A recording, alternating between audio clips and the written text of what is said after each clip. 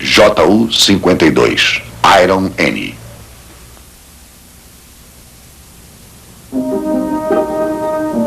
Esta aeronave desengonçada nasceu numa era de inquietações. Ela é considerada uma das mais importantes da história da aviação. Simples, resistente e confiável, era o esteio principal da Luftwaffe da Alemanha nazista. O Junker JU-52 serviu com garra até o amargo fim da Segunda Guerra Mundial e voa ainda hoje. Em 1990, a companhia aérea Lufthansa restaurou lindamente um JU-52 e a aeronave deslanchou numa viagem promocional pelos Estados Unidos. A viagem durou 10 meses e 200 horas de voo e cobriu a distância de 40 mil quilômetros, o equivalente a uma viagem em volta do Equador.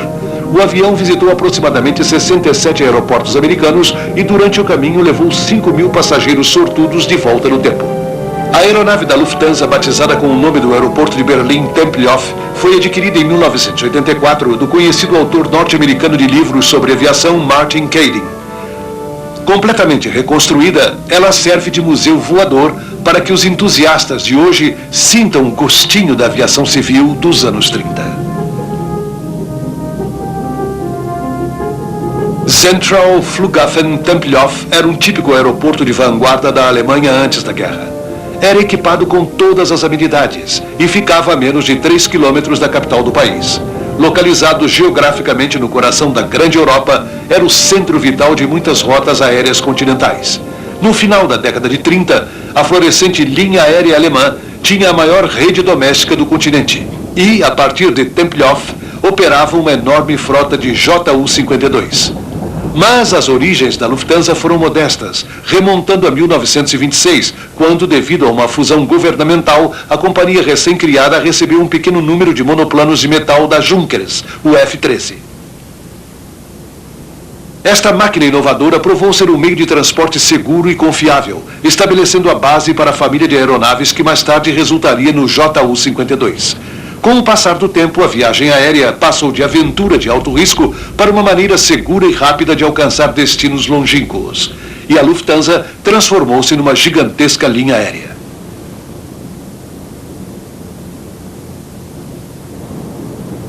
A chegada de motores seguros como o radial BMW foi responsável pelo desenvolvimento de aeronaves seguras.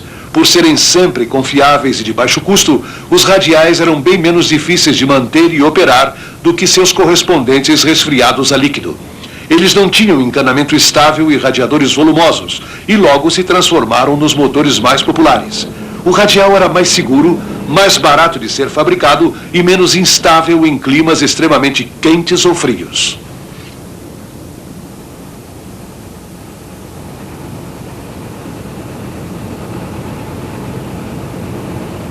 Embora fossem eficientes, os radiais precisavam de combustível e muito.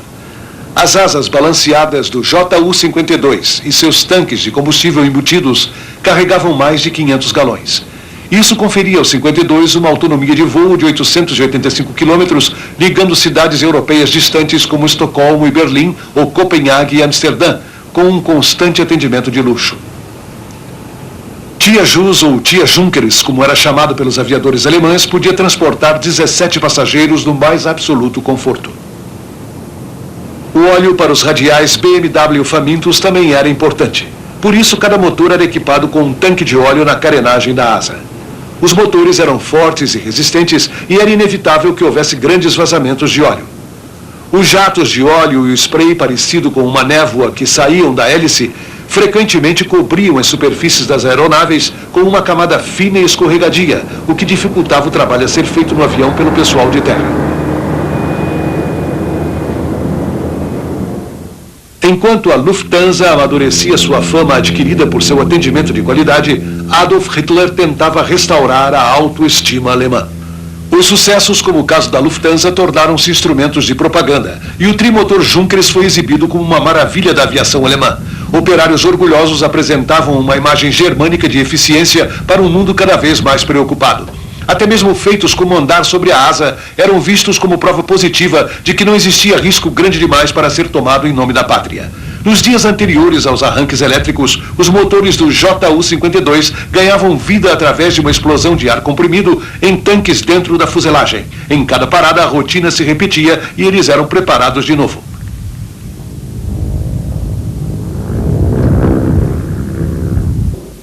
O transporte de passageiros não era sua única função. Também ganhava-se dinheiro carregando fretes aéreos. Portinholas para a carga proporcionavam acesso por baixo da fuselagem para o carregamento. Mas, no futuro não tão distante, a bagagem seria substituída por bombas. O 52 enfrentou combate pela primeira vez na Espanha republicana durante a Guerra Civil Espanhola. Foi apenas a primeira de muitas nações que vieram a conhecer a picada mortal de Tia Jus. Nos dias anteriores à explosão da Europa, aeronaves como o JU-52 eram ferramentas comerciais bem comuns. O aeroporto de Tempelhof era uma vitrine para a aviação comercial. Seu terminal enorme com um hangar verdadeiramente gigantesco ainda é o terceiro maior prédio do mundo. Em 1948, durante os 11 meses em que os soviéticos tentaram separar Berlim Ocidental do resto do mundo livre, Tempelhof foi o elo de ligação com o Ocidente. Mais de 2 milhões de toneladas de suprimentos aterrissaram em suas pistas desgastadas. Mas isso foi depois. No final dos anos 30, as ruas de Berlim estavam ocupadas por um frenesi de arrogância e ódio. E a guerra mundial aguardava logo ali, além do horizonte.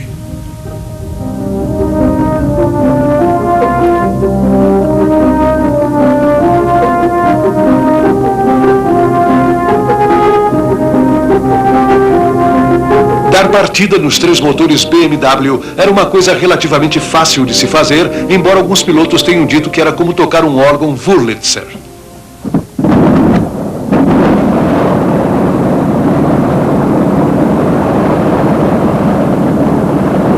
Enquanto a aeronave começava a taxiar, os pilotos esquentavam os 3 motores e diminuíam a vibração harmonizando a RPM. A operação ficava ainda mais complicada por causa de um sistema muito ruim de freio de ar que exigia constante monitoramento. Mais tarde, a frota da Lufthansa cresceu até aproximadamente 230 aviões.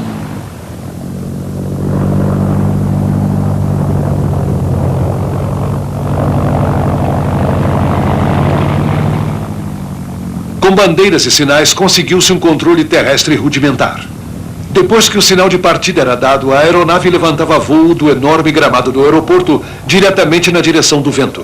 Foi um ritual repetido milhares de vezes durante os anos seguintes, à medida que a fama fazia do JU-52 o avião mais vendido na Europa. Nem mesmo o professor Hugo Junkers, pai do Tia Jus, poderia prever o sucesso que a sua resistente aeronave iria fazer.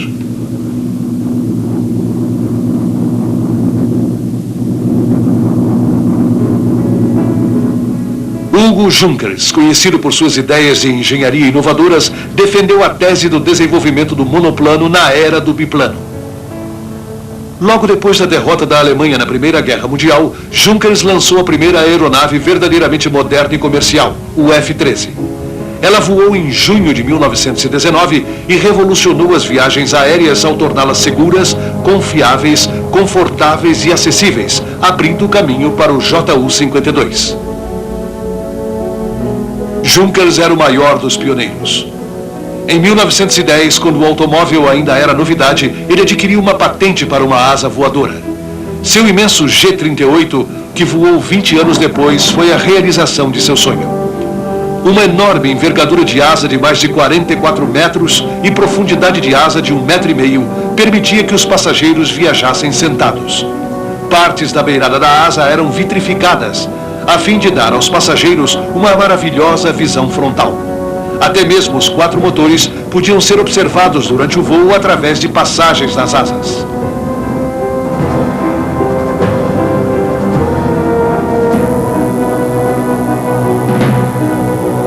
A fuselagem de 2 andares permitia levar 7 tripulantes e 34 passageiros sentados. 2 G-38 foram construídos e ambos tiveram um fim violento. Um caiu em 1936 e o outro foi destruído pelos bombardeiros da RAF em 1940. No começo de 1930, Junkers completou seus planos de construção de uma grande aeronave monomotora, toda de metal, baseada no pioneiro F-13. Um desses monomotores JU-52 originais foi vendido à Canadian Airways. Registrado como CF-ARM, ele foi embarcado para Quebec e, ao final de novembro de 1931, estava levando passageiros e carga através das províncias do norte. Chamado de ganso voador, os comerciantes de peles, as companhias de mineração e equipes de construção transportaram madeira, gado, comida, dinamite, cavalos e quase qualquer coisa que coubesse dentro da espaçosa cabine.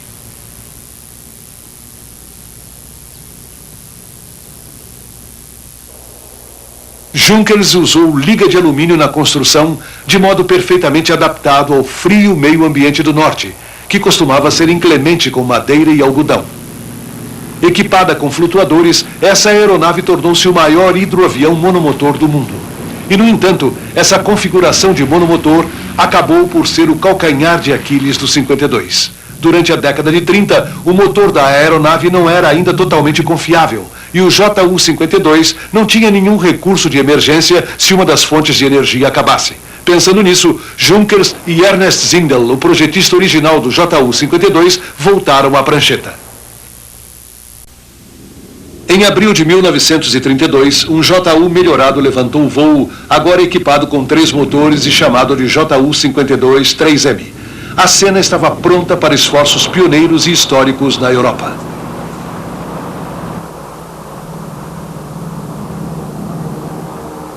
Com sua nova robustez, o TIA JU-52 rapidamente desenvolveu a fama de ser confiável.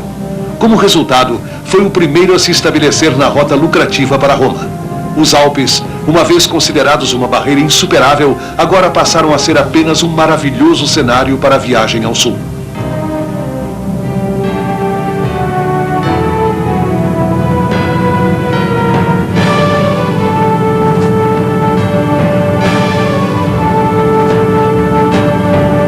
Sentados confortavelmente, 17 passageiros desfrutavam de uma visão panorâmica apreciada através das grandes janelas das cabines principais.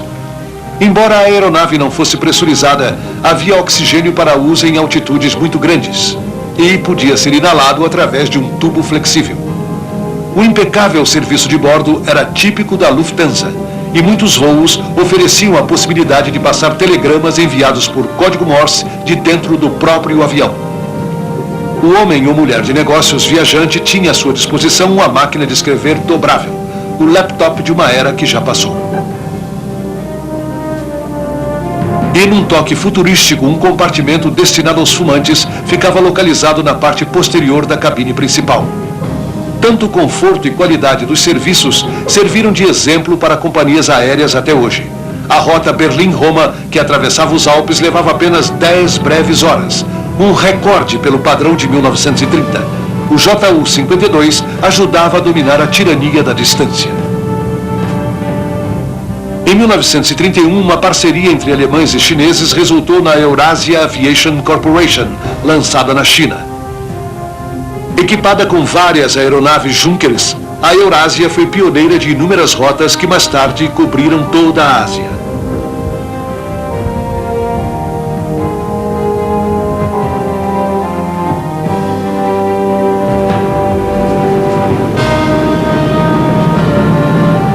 Os JU-52 foram introduzidos na frota da Eurásia e pela primeira vez sobrevoaram a vasta e dura paisagem no continente.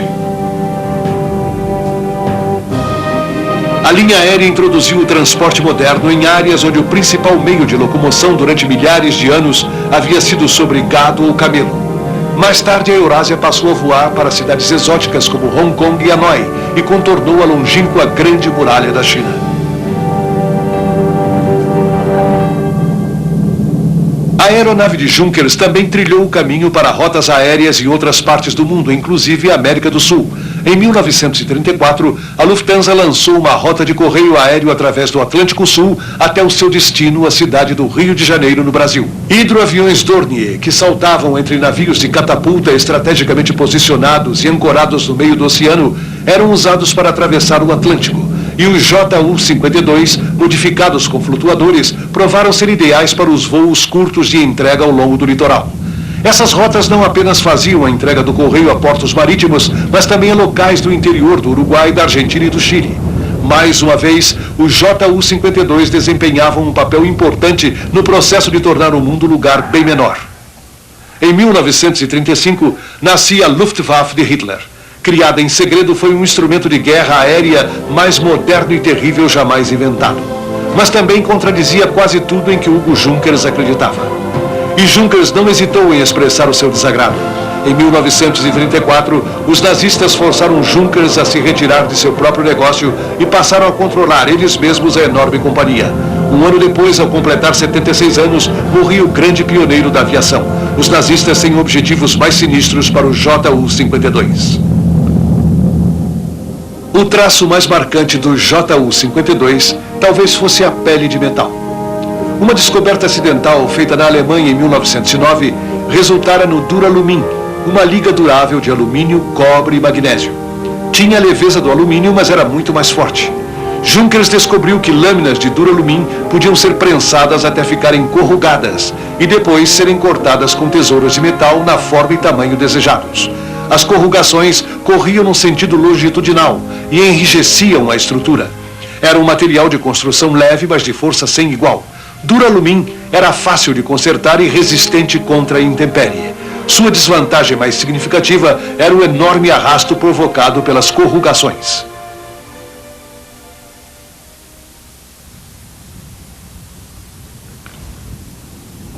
A grande cauda horizontal e o elevador tinham mais área do que toda a asa principal de algumas aeronaves.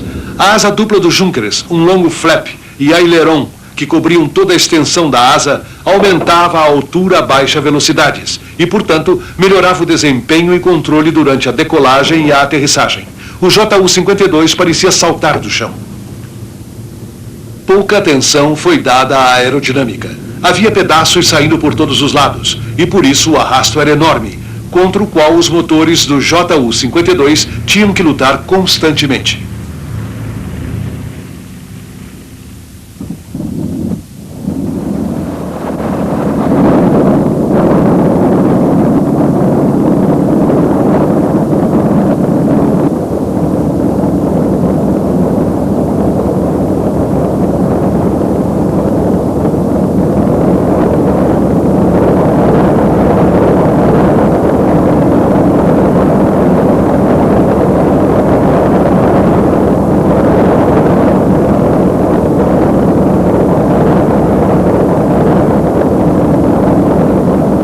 A mais notável das primeiras aeronaves com 3 motores foi o famoso trimotor da Ford, que surgiu em junho de 1926. Era uma aeronave americana que desempenhou um importante papel no desenvolvimento do transporte aéreo norte-americano. Apelidado de Ganso de Lata, o avião da Ford era um verdadeiro pioneiro. Esse é o primeiro voo dos Estados Unidos continental para o Havaí. Com 3 motores, os pilotos desfrutavam de certo conforto durante as longas viagens sobre o Pacífico. Em 1929, um trimotor Ford pilotado pelo almirante Richard Byrd chegou a sobrevoar o Polo Sul. Ele já tinha se tornado o primeiro homem a sobrevoar o Polo Norte num Fokker F-7 trimotor. Mas os trimotores não eram apenas burros de carga embrutecidos, como demonstra o excitante Piaggio P-24 italiano. Ele voou pela primeira vez em 1938 e quebrou muitos recordes, além de estabelecer 2 recordes mundiais de velocidade, enquanto levava 5 toneladas de carga útil. O P-24 foi provavelmente o trimotor mais elegante. Embora menos bonito, o hidroavião trimotor Kant Z-506 também quebrou recordes. Todo de madeira, ele foi campeão de vários recordes mundiais de hidroaviões. Funcionou como transportador no Mediterrâneo e no Adriático. Em 1944, Mussolini fugiu dentro de um desses aviões. Mas talvez o trimotor italiano mais famoso seja o Savoia Marchetti SM-81 Pipistrello. Foi bombardeiro na Etiópia em 1935 e também voou na Guerra Civil Espanhola e na Segunda Guerra Mundial. Na Alemanha, os nazistas rapidamente fortaleceram a Luftwaffe. Devido à sua versatilidade operacional e simplicidade de construção, os JU-52 eram perfeitos para a produção em massa. A Luftwaffe adotou o JU-52 como um bombardeiro transportador auxiliar. Quando a Guerra Civil Espanhola irrompeu em 1936, Os nazistas enviaram seu Ju-52 ao Marrocos, levando tropas mouras para ajudar a causa enfraquecida de Franco. Um mês depois, os 52 passaram por seu batismo de fogo ao bombardear os arredores de Madrid. Mais tarde, surgiu uma situação ligeiramente embaraçosa quando se soube que, na mesma época, a Lufthansa usava o Ju-52 para realizar voos comerciais até Madrid. Como bombardeiros, os Ju-52 eram equipados com vãos verticais carregando 1,5 toneladas de bombas. As novas posições das armas, localizadas no dorso e na parte de baixo da aeronave, eram equipadas com metralhadoras de 7,9 milímetros. A torre de canhão era montada entre os vãos de bomba e também servia como posição de mira para os homens encarregados de lançá-las. Devido à sua vulnerabilidade, os Ju-52 não duraram muito tempo como bombardeiros. À medida que crescia o poder da Força Aérea Republicana, cada vez mais trimotores iam sendo relegados aos bombardeiros noturnos e ao transporte. Entre várias aeronaves que substituíram o Ju-52, estava um outro avião de Junkers, o Ju-86. Desenhado por Ernest Zindel em 1937, 5 Ju-86 foram despachados para a Espanha. Assim como seu predecessor de 3 motores, o Ju-86 estava equipado com uma torre de canhão giratória que podia ser recolhida e estendida conforme a necessidade. Mas logo o 86 caiu vítima da modernização e surgiu uma nova raça de bombardeiros capazes de alcançar maiores velocidades, altitudes mais altas e de transportar bombas muito mais pesadas. O Heinkel HE-111 chegou disfarçado como um lobo em pele de carneiro. Apresentado como um avião civil de alta velocidade, ele foi transformado num bombardeiro de velocidade e agilidade sem rival. O 52 continuava a se firmar como indispensável na Espanha. Mais tarde, Hitler disse: Franco deveria construir um monumento dedicado à glória do Ju-52. A Revolução Espanhola deve a sua vitória a este avião.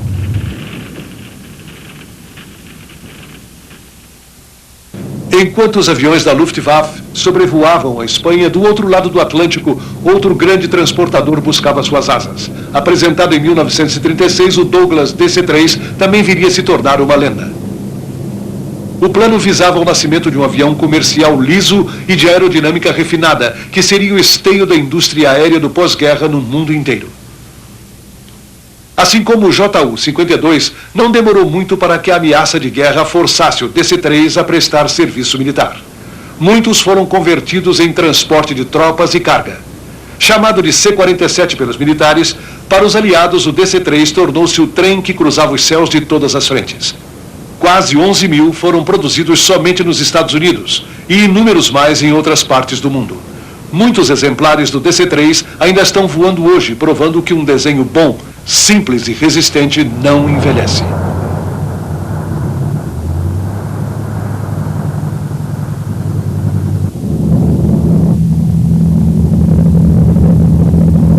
Quando a Segunda Guerra Mundial começou, o desenho único do Tanti-Jus era bem conhecido das tropas no solo.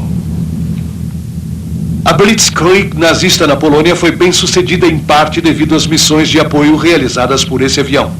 Com armamentos altamente móveis e aviões táticos, liderando as forças de solo através da defesa polonesa e à sua volta, o sucesso dependia quase totalmente da capacidade de reabastecimento rápido.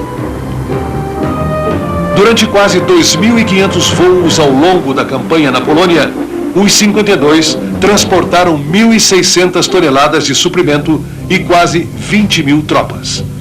Foi um esforço logístico de proporções épicas, mas o 52 era descendente de uma antiga linhagem de aviões de transporte que conheceram alguns dos meio-ambientes mais inóspitos do mundo.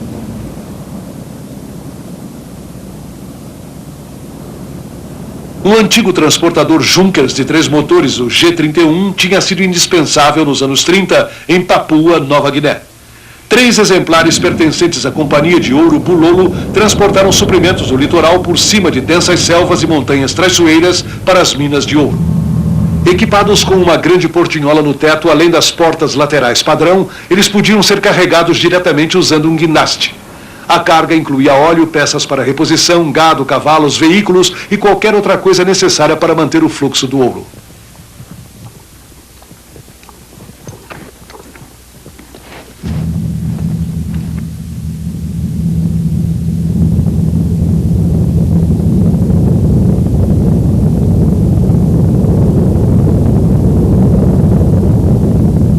Naquela época, Dizia-se que estes 3 aviões carregaram mais frete do que todas as frotas aéreas do mundo reunidas. Por mais incrível que pareça, nessa enorme mina de ouro, cada peça de equipamento, o combustível, cada prego e parafuso, o bastante para construir um povoado, tudo foi transportado pelos aviões.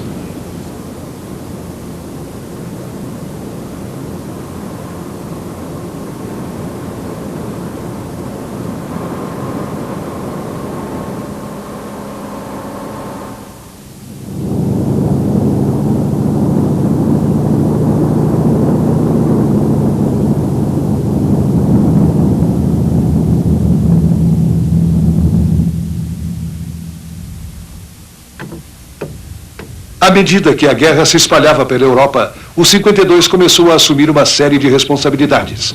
O JU-52 não apenas transportou novas tropas e suprimentos para as múltiplas frentes alemães, mas também funcionou como ambulância aérea, socorrendo os feridos. O seu papel mais dinâmico, como aeronave de linha de frente, foi desempenhado quando ele foi designado para transportar para o combate paraquedistas da recém-criada Força Aerotransportada da Luftwaffe.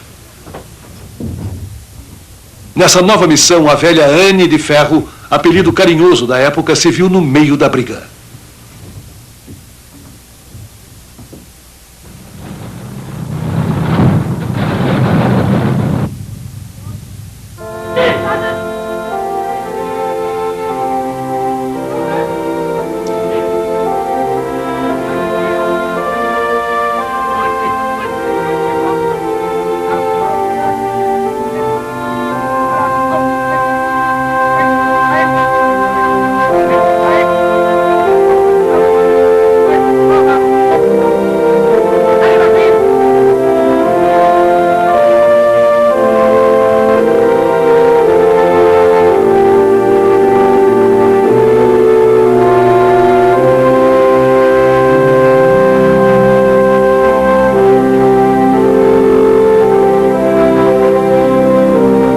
A guerra crescia e Hitler, animado pela facilidade da conquista da Polônia, queria testar a habilidade de sua força aerotransportada em capturar e controlar pontos-chaves.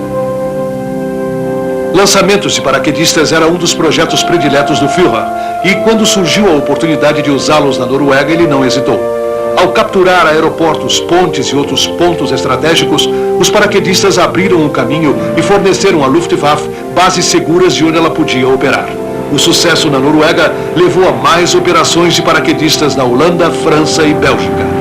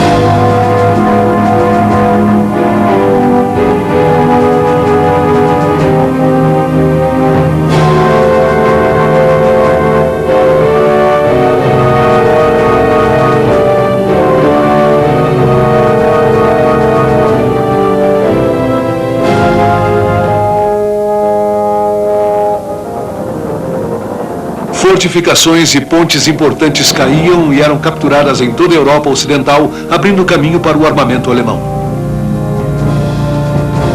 Panzers começaram a atravessar um país depois do outro. Esses ataques, que se tornaram possíveis graças ao JU-52, finalmente resultaram na subjugação de milhões de pessoas.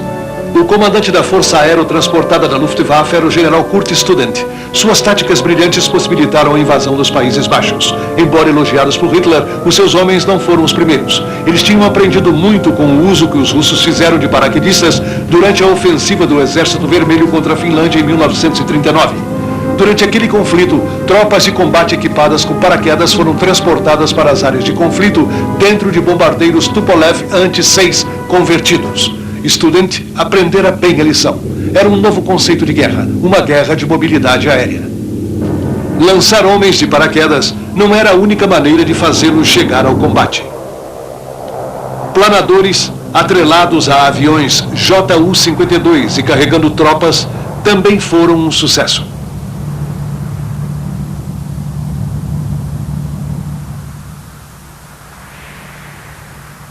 Os planadores eram perfeitos para ataques surpresa, silenciosos e rápidos, e foram decisivos em algumas das vitórias alemãs mais famosas do início da guerra.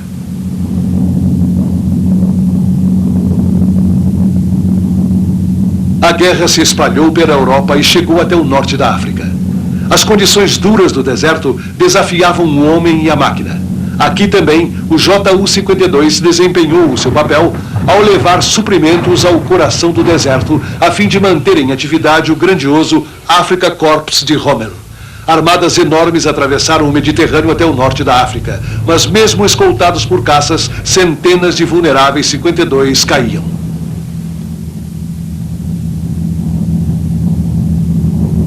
A conquista da ilha de Creta era considerada obrigatória e fazia parte da estratégia alemã para controlar o Mediterrâneo. Mas os britânicos estavam firmemente entrincheirados e não tinham a intenção de abrir mão da ilha. E assim começou a maior invasão aerotransportada da história.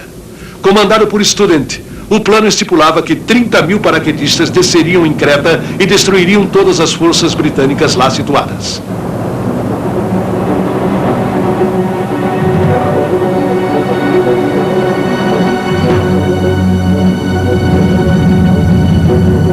Na manhã de 20 de maio de 1941, o céu escureceu com os primeiros das centenas de Ju-52.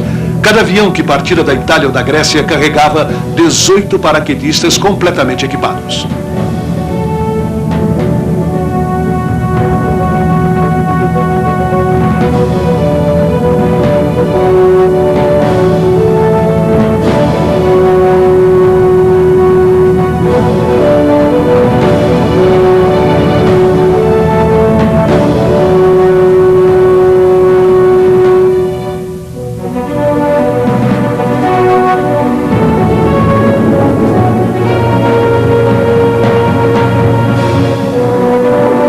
Serviria de base estratégica vital para a guerra aérea contra os britânicos no leste do Mediterrâneo.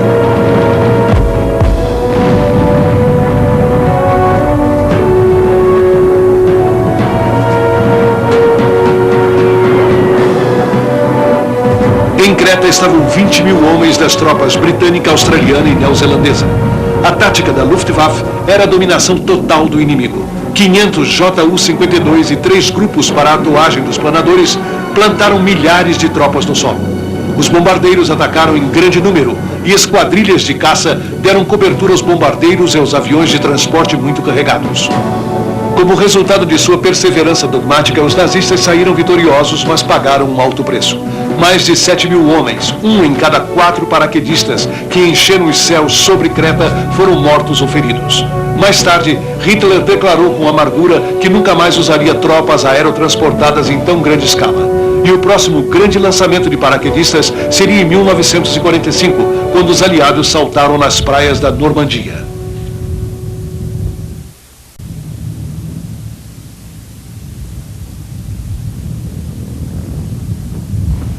A fuselagem quadrada em forma de caixa do Ju-52 era cavernosa. A porta de carga do avião era dividida horizontalmente e era muito prática. E a porta de baixo podia ser usada como plataforma para carregamento.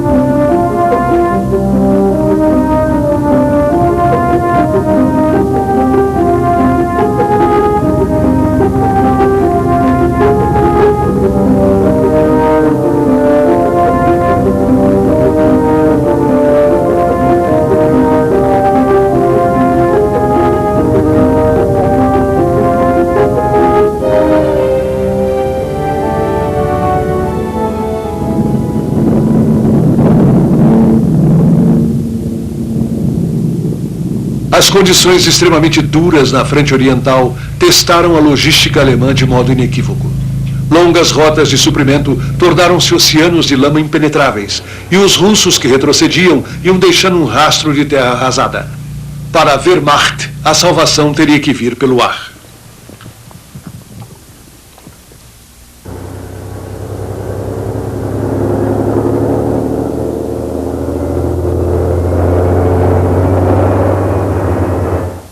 Há muitos séculos, as enormes extensões de tundra congelada e as tempestades de gelo do inverno tinham servido como barreiras protegendo a Rússia. Assim como os exércitos de Napoleão que tinham vindo antes, os alemães lutavam e morriam. Enquanto os comandantes nazistas esperavam e observavam, os aviões de transporte da Luftwaffe, basicamente o Ju-52, realizaram a vasta tarefa de resgatar os feridos, levar suprimentos e munição sobre enormes distâncias. Quando o 6º Exército Alemão, sob o comando do general von Paulus, partiu em direção a Stalingrado, começou um dos capítulos mais tenebrosos da história da Segunda Guerra Mundial. Os homens lutavam em condições hediondas, em temperaturas de 30 abaixo de zero. Os alemães chamaram isso de Rattenkrieg, a Guerra dos Ratos, e antes de acabar, mais de 1 milhão de soldados e civis já haviam morrido. Quando o 6º Exército de von Paulus ficou preso na cidade, Hitler se gabou de que ninguém nunca irá nos tirar de Stalingrado. O comandante da Luftwaffe, Göring, prometeu manter os suprimentos. O comandante soviético em Stalingrado também estava decidido.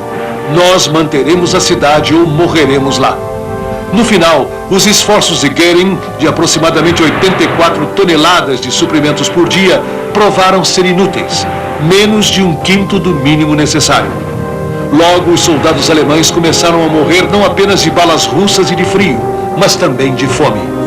Nada menos que 490 aviões de transporte alemães, inclusive 266 Ju-52, foram perdidos no frágil esforço de emergência.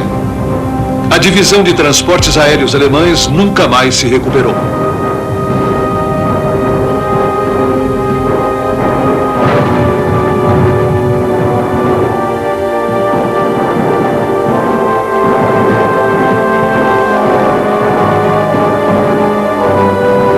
Em 31 de janeiro de 1943, contra as ordens de Hitler, o agora marechal de campo von Paulus rendeu-se às forças russas. 147.200 soldados alemães foram mortos na tentativa malograda de tomar Stalingrado e outros 91.000 se renderam. Apenas 31.000 escaparam no socorro aéreo.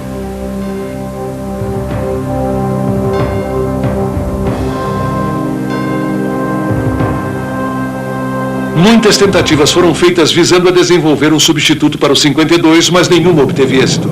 Uma foi o Arado 232, um avião projetado para aterrissar nas pistas mais primitivas. O Milípede, como era chamado, apresentava uma bizarra coleção de rodas montadas na extensão do eixo central do avião. A aeronave era baixada sobre as rodas durante o processo de carregamento e descarregamento.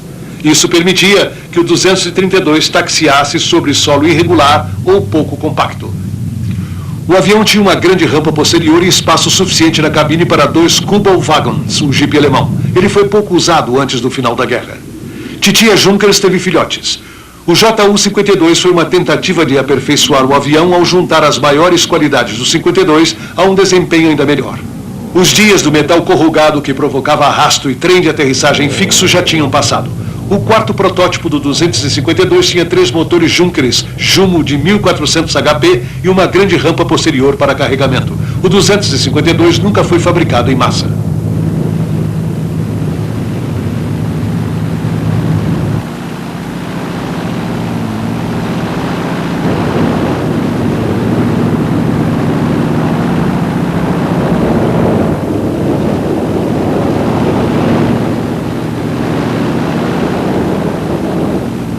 A velha N de ferro sobreviveria a todos eles.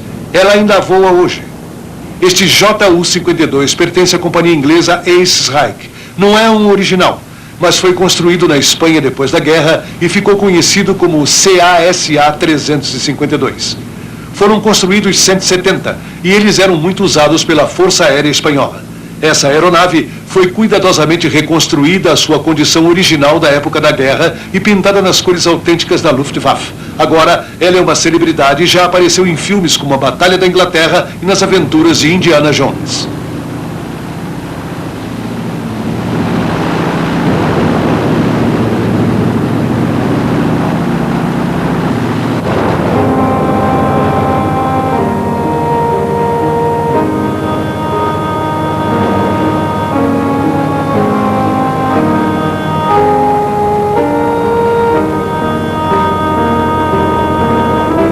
Esse 52, construído pelos espanhóis em 1954 e usado para transporte militar, acabou nas mãos de um colecionador particular na Grã-Bretanha.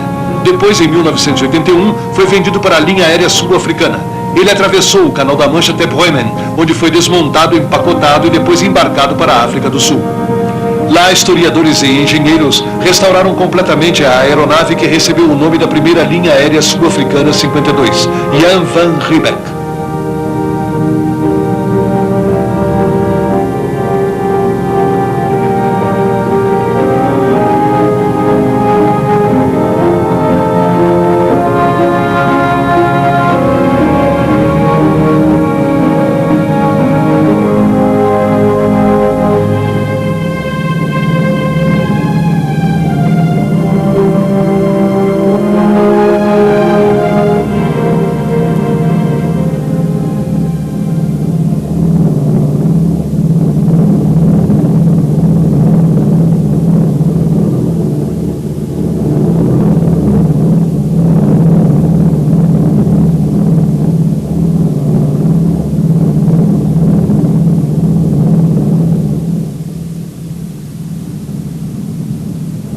A Lufthansa também restaurou o seu JU-52 a perfeitas condições de 1930.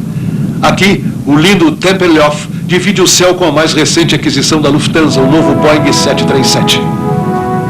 Duas gerações separadas por muita história e muitos avanços tecnológicos voando lado a lado. Um logo viajará em rotas estabelecidas pelo outro há décadas. O 52 personifica o passado de triunfos pioneiros e glórias trágicas e tenta voar o mais rápido possível. O Boeing, com todo o seu brilhante potencial, tenta manter-se no ar, voando no passo de uma era que já se foi.